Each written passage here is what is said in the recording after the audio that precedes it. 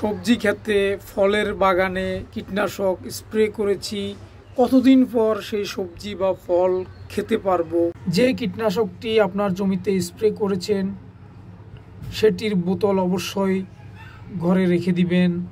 বোতলের গায়ে যদি এরকম সবুজ রং থাকে তাহলে 7 দিন পর থেকে সেই ফল বা সবজি আপনি খেতে পারবেন। এটি হচ্ছে সামান্য বিষাক্ত কীটনাশক। যে বোতলটিকে নীল রং দিয়ে মার্ক করা হবে সেটি মধ্যম মানের বিষাক্ত কীটনাশক, অর্থাৎ এই কীটনাশকটি জমিতে ব্যবহারের 14 দিন পর থেকে আপনি ফল বা সবজি খেতে পারবেন।